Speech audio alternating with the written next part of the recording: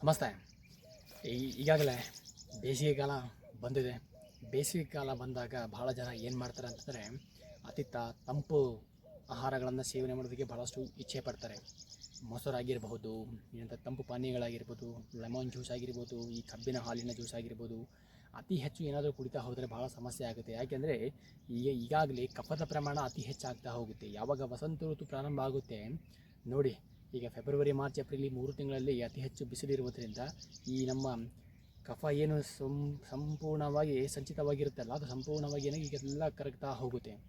ಒಂದು ವೇಳೆ ಅತಿ ಹೆಚ್ಚು ನೀವು ತಂಪು ಆಹಾರಗಳನ್ನು ಸೇವನೆ ಮಾಡ್ತಾ ಹೋದ್ರಿ ಅಂತಂದರೆ ಸಮಸ್ಯೆ ಕಟ್ಟಿಟ್ಟ ಬುತ್ತಿ. ಅದಕ್ಕೋಸ್ಕರ ನಾವೇನು ಮಾಡಬೇಕು ಅಂತಂದರೆ, ನೀವು ಗಮನದಲ್ಲಿಟ್ಕೊಳ್ಬೇಕು. ಬೇಸಿಗೆ ಕಾಲದಲ್ಲಿ ಅತಿ ಹೆಚ್ಚು ಜನ ವ್ಯಾಯಾಮ ಮಾಡೋದಿಲ್ಲ. ಆದರೆ ಬೇಸಿಗೆ ಕಾಲದಲ್ಲೇ ವಿಶೇಷವಾಗಿ ಚಳಿಗಾಲಕ್ಕಿಂತಲೂ ಅತಿ ಹೆಚ್ಚಿನ ಪ್ರಮಾಣದಲ್ಲಿ ನಾವು ಈಗ ವ್ಯಾಯಾಮ ಮಾಡಬೇಕು. ಅಂದರೆ ಶಕ್ತಿಗೆ ಅನುಸಾರವಾಗಿ, ಅಂದರೆ ಈಗ ಕೆಲವೊಬ್ಬರಿಗೆ 1 ಗಂಟೆಗಳ ಕಾಲ ಶಕ್ತಿ ಇರುತ್ತೆ ಮಾಡುವುದು, ಕೆಲವೊಬ್ಬರಿಗೆ ಅರ್ಧ ಗಂಟೆಗಳ ಕಾಲ ಶಕ್ತಿ. ನಿಮ್ಮ ಶಕ್ತಿ ಅನುಸಾರವಾಗಿ ಅತಿ ವರ್ಜತ್ ಅಂತ ಹೇಳ್ತಾರೆ, ಅತಿ ವ್ಯಾಯಾಮ ಮಾಡೋ ಅವಶ್ಯಕತೆ ಇಲ್ಲ, ಆದರೆ ವ್ಯಾಯಾಮ ಮಾಡಲೇಬೇಕು. ಅದು ಈ ವಸಂತ ಋತುವಿನಲ್ಲಿ, ಅಂದರೆ ಬೇಸಿಗೆ ಕಾಲದಲ್ಲಿ ನೀವು ಸರಿಯಾದ ರೀತಿಯಿಂದ ಎಲ್ಲ ವ್ಯವಸ್ಥಿತವಾಗಿ ನೀವೇನಾದರೂ ವ್ಯಾಯಾಮ ಮಾಡ್ತಾ ಹೋದ್ರಿ ಅಂತಂದರೆ ಯಾವುದೇ ಸಮಸ್ಯೆ ಆಗೋದಿಲ್ಲ. ಗಮನದಲ್ಲಿ ಇಟ್ಕೊಳ್ಬೇಕು. ಚಳಿಗಾಲ ಬಂದಾಗಲೇ ಶೂಸ್ ಖರೀದಿ ಮಾಡೋದು, ಟ್ರ್ಯಾಕ್ ಶೂಟ್ ಖರೀದಿ ಮಾಡೋದು, ಓಡಿ ಯೋಜನೆ ಮಾಡೋದು, 4 ಗಂಟೆ 5 ಗಂಟೆಗೆ ಏಳಬೇಕು, ಹೋಗಬೇಕು, ಚಳಿಗಾಲದಲ್ಲೇ ಮಾಡಬೇಕು ಅಂತಿಲ್ಲ. ಬೇಸಿಗೆ ಕಾಲದಲ್ಲಿ ಬಹಳ ಉತ್ತಮವಾಗಿರುತ್ತೆ. ಈ ವ್ಯಾಯಾಮ ಮಾಡೋದ್ರಿಂದ ಏನಾಗುತ್ತೆ, ಕಫದ ಪ್ರಮಾಣ ಕೂಡ ಅತಿ ಕಡಿಮೆ ಪ್ರಮಾಣದಲ್ಲಿ ಆಗ್ತಾ ಹೋಗುತ್ತೆ, ಅಂದರೆ ಕಮ್ಮಿ ಆಗುತ್ತೆ ಪೂರ್ತಿ ಸಂಪೂರ್ಣವಾಗಿ. ಮತ್ತು ಬ್ಯಾಲೆನ್ಸರ್ ಮುಖ್ಯವಾಗಿ ಯೋಗ ಅಂದ್ರೇನು ಬ್ಯಾಲೆನ್ಸ್ ಮಾಡೋದು. ಕಫನೂ ವಾತ ಪಿತ್ತ ಕಫ ಈ 3 ಬೇಕು. 3 ಇರಲಿಲ್ಲ ಅಂದರೆ ಮನುಷ್ಯನ ಜೀವನ ನಡೆಯೋದಿಲ್ಲ. ನಾವೇನು ಮಾಡಬೇಕು ಅಂದರೆ ಹೆಚ್ಚಾಗಿಬಿಡಬಾರ್ದು, ಕಡಿಮೆ ಪ್ರಮಾಣದಲ್ಲೂ ಆಗಿರಬಾರ್ದು, ಸಮವಾಗಿರಬೇಕು. ಸಮವಾಗಿತ್ತು ಅಂತಂದರೆ ಆರೋಗ್ಯವಾಗಿರ್ತೀವಿ. ಗಮನದಲ್ಲಿಟ್ಕೊಳ್ಳಿ, ವಸಂತ ಋತು ಪ್ರಾರಂಭ ಆಗಿದೆ, ನೀವು ಸರಿಯಾದ ರೀತಿಯಿಂದ ಆರೋಗ್ಯವಾಗಿರಬೇಕು. ನೋಡಿ, ಅತಿ ಹೆಚ್ಚು ಈಗ ಆಸ್ಪತ್ರೆಗಳಲ್ಲಿ ಎಲ್ಲ ಆಸ್ಪತ್ರೆಗಳು ಹೆಂಗಿರ್ತಾವೆ ಅಂದರೆ ಫುಲ್ ಇರ್ತಾವಲ್ಲ. ಯಾಕೆ ಅಂದರೆ ಈಗ ಬಹಳ ರೋಗ ನಿರೋಧಕ ಶಕ್ತಿ ಭಾಳ ಕಡಿಮೆ ಆಗ್ತಾ ಹೋಗುತ್ತೆ. ಕಾರಣ ಏನು ಅಂದರೆ ಜಠರಾಗ್ನಿ, ಅಂದರೆ ಹಸಿವೆನೇ ಆಗೋದಿಲ್ಲ ಭಾಳ ಜನರಿಗೆ. ಊಟ ಎಲ್ಲಿಂದ ಮಾಡ್ತಾರೆ ಅವರು.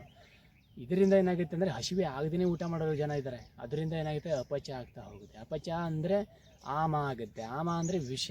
ಅದು ಅಪಚ ಆಹಾರ ಏನು ಮಾಡುತ್ತೆ, ಶರೀರದಾದ್ಯಂತ ಎಲ್ಲ ಇನ್ಫ್ಲಾಮೇಷನ್ಸ್ ರೆಡಿ ಮಾಡಿಬಿಟ್ಟು ಸಂಪೂರ್ಣವಾಗಿ ದೇಹವನ್ನು ಸಂಪೂರ್ಣವಾಗಿ ನಾಶ ಮಾಡೋಕ್ಕೆ ಪ್ರಾರಂಭ ಮಾಡುತ್ತೆ. ಅದಕ್ಕೆ ನಾವೇನು ಮಾಡಬೇಕು ಅಂತಂದರೆ, ಈ ಬೇಸಿಗೆ ಕಾಲದಲ್ಲಿ ದಿನದಲ್ಲಿ ಮಲಗೋದಾಗಿರ್ಬೋದು, ಊಟ ಕರೆಕ್ಟ್ ಸರಿಯಾದ ಸಮಯಕ್ಕೆ, ಹಸಿವೆ ಆದಾಗ ಮಾತ್ರ ಊಟ ಮಾಡಬೇಕು. ಹಸಿವೆ ಇರೋ ಸಂದರ್ಭದಲ್ಲಿ ಕೆಲವು ಆಯುರ್ವೇದ ಔಷಧಿಗಳನ್ನು ಸೇವನೆ ಮಾಡಬೇಕು. ಅವೆಲ್ಲ ಮಾಡೋದ್ರಿಂದ ನಮ್ಮ ದಿನಚರ್ಯ ಸರಿಯಾಗಿರಬೇಕು, ರಾತ್ರಿಚರ್ಯ ಸರಿಯಾಗಿರಬೇಕು, ಋತುಚರ್ಯ ಸರಿಯಾಗಿರಬೇಕು. ಈ ಋತುವಿಗೆ ಅನುಸಾರ ಆಹಾರ ವಿಹಾರಗಳನ್ನು ಬದಲಾವಣೆ ಮಾಡೋಕ್ಕಾಗುತ್ತೆ. ಈಗಂತೂ ನೀವು ವ್ಯಾಯಾಮ ಮಾಡಲೇಬೇಕು. ಮಾಡಿದರೆ ಮಾತ್ರ ನೀವು ಚೆನ್ನಾಗಿರ್ತೀರ. ಅತಿ ಹೆಚ್ಚು ಭಾರ ಇತ್ತು ಶರೀರದಲ್ಲಿ ಅಂತಂದರೆ ಕೆಲವೊಬ್ಬರಿಗೆ ಹೊಟ್ಟೆಯಲ್ಲೇ ಬಹಳಷ್ಟು ಫ್ಯಾಟ್ ಬಂದಿರುತ್ತೆ. ಅಂಥ ಸಂದರ್ಭದಲ್ಲಿ ಈ ವಿಶೇಷದ ಎಲ್ಲರೂ ಏನು ಮಾಡ್ತಾರೆ, ಉಷ್ಣ ಜಲ ಸೇವನೆ ಮಾಡಬೇಕು ಅಂತ ಈ ಒಂದು ವಸಂತ ಋತುವಿನ ಹೇಳ್ತಾರೆ. ಆದರೆ ಈಗ ವಸಂತ ಋತು ಬೇಸಿಗೆ ಕಾಲ ಪ್ರಾರಂಭ ಆಯಿತು ಅಂದರೆ ಯಾವಾಗಲೂ ತಂಪು ಆಹಾರ ತೊಗೊಳ್ಬೇಕು ಅಂತ ಆಸೆ ಆಗುತ್ತೆ. ಮೈಂಡ್ ಸೆಟ್ ಆಗಿದೆ, ಬಾಡಿನೂ ಸೆಟ್ ಆಗಿದೆ. ಆದರೆ ಬಾಡಿ ಸೆಟ್ ಆದರೂ ಕೂಡ ಬಾಡಿಯಲ್ಲಿ ಸಮಸ್ಯೆಗಳು ಉಂಟಾಗೋದು ಕಟ್ಟಿಟ್ಟ ಬುತ್ತಿ. ನೀರನ್ನು ಕಾಯಿಸಿ ಕುಡಿಯುವುದು ಏನಾದರೂ ಶ್ರೇಷ್ಠ. ನಾವು ಮಳೆಗಾಲದಲ್ಲಿ ಕೇಳಿದ್ದೀವಿ ಅಲ್ವಾ, ಮಳೆಗಾಲಕ್ಕಿಂತಲೂ ಹೆಚ್ಚಿನ ಪ್ರಮಾಣದಲ್ಲಿ ನೀರು ಕಾಯಿಸಿ ಕುಡಿಯುವ ದಿನಗಳು ಈಗ ಬೇಸಿಗೆ ಕಾಲದಲ್ಲಿ. ಯಾಕೆ ಅಂತಂದರೆ ಭಾರವಾದ ನೀರನ್ನು ಸುಲಭದಲ್ಲಿ ಪಚಿಸಬೇಕಿತ್ತು ಅಂದರೆ ಅದನ್ನು ನೀರನ್ನು ಸಂಪೂರ್ಣವಾಗಿ ಅಗ್ನಿಕರ್ಮ, ಅದನ್ನು ಶಾಖ ಕೊಟ್ಬಿಟ್ಟು, ಅಂದರೆ ಅಗ್ನಿ ಸಂಸ್ಕಾರ ಮಾಡಿಬಿಟ್ಟು ಅದನ್ನು ನೀರು ಕುಡಿದಾಗ ಏನಾಗುತ್ತೆ ಅಂದರೆ ಪಚಿಸುವಲ್ಲಿ ಬಹಳ ಹೆಲ್ಪ್ ಆಗುತ್ತೆ. ಅದಕ್ಕೆ ನೀವು ಪ್ರತಿಯೊಬ್ಬರೂ ಕೂಡ ವ್ಯಾಯಾಮ ಮಾಡೋದನ್ನು ತಪ್ಪಕ್ಕೆ ಹೋಗಬೇಡಿ. ಆಹಾರ ವಿಹಾರ ಪದ್ಧತಿ ಸರಿಯಾದ ಸಮಯಕ್ಕೆ ಊಟ ಮಾಡೋದಾಗಿರ್ಬೋದು, ಒಳ್ಳೆ ರೀತಿ ಆಗುತ್ತೆ. ಈಗ ಬೇಸಿಗೆ ಕಾಲದಲ್ಲಿ ನಾವೇನು ಮಾಡಬೇಕು ಅಂದರೆ ಶುಂಠಿ ಮಿಶ್ರಿತ ನೀರನ್ನು ಕುಡಿಯೋದರಲ್ಲಿ ಬಹಳಷ್ಟು ಗಮನ ಕೊಡಬೇಕು ನಾವು. ಶುಂಠಿ ಪೌಡ್ರ್ ಒಂದು 1/4 ಚಮಚ ಅಥವಾ ಅರ್ಧ ಚಮಚದಷ್ಟು ನೀರಲ್ಲಿ ಹಾಕಿಬಿಟ್ಟು ಅದನ್ನು ಕುಡಿಯೋದು ಬಹಳ ಉತ್ತಮ ಆಗಿರುತ್ತೆ.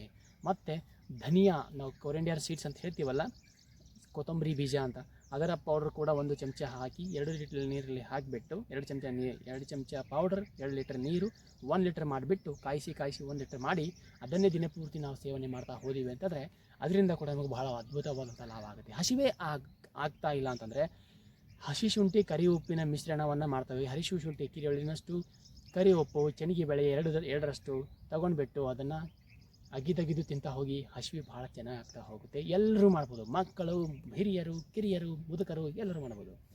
ಆರೋಗ್ಯವಂತರು ಕೂಡ ಮಾಡ್ಬೋದು. ಬಹಳ ಉತ್ತಮವಾಗಿರುತ್ತೆ. ಅಗ್ನಿ ಪ್ರಜ್ವಲಿಸ್ತಾ ಹೋಗುತ್ತೆ. ಮತ್ತು ಫ್ಯಾಟ್ ಬರ್ನಿಂಗ್ಸ್ ಎಕ್ಸಸೈಸ್ ಮಾಡೋದಕ್ಕಿಂತ ಫ್ಯಾಟ್ ಬರ್ನ್ ಆಗೋದಿಲ್ಲ. ಆದರೆ ಎದರಿಂದ ಫ್ಯಾಟ್ ಬರ್ನ್ ಆಗುತ್ತೆ ಅಂದರೆ ಆಹಾರ ವಿಹಾರ ವಿಚಾರ, ಅದರಿಂದ ನಾವು ಫ್ಯಾಟ್ ಬರ್ನ್ ಆಗುತ್ತೆ.